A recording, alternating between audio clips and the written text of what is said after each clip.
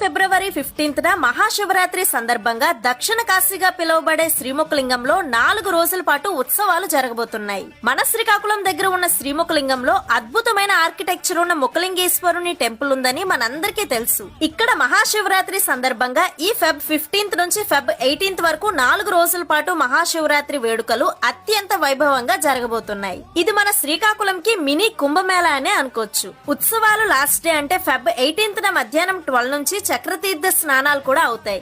ఈ స్నానాల కోసం ఎవ్రీ ఇయర్ లక్షలాది జనాలు వస్తుంటారు.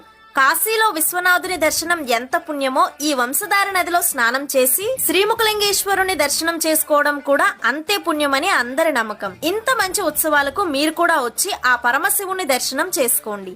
ఈ వీడియోని మీ ఫ్రెండ్స్ అండ్ ఫ్యామిలీస్ అందరికీ షేర్ చేసేయండి. Thank you.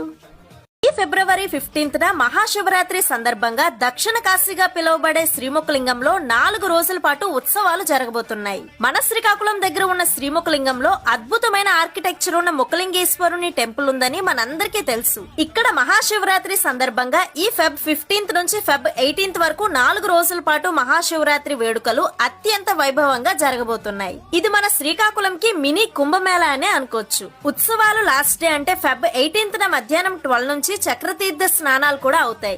ఈ స్నానాల కోసం ఎవ్రీ ఇయర్ లక్షలాది జనాలు వస్తుంటారు.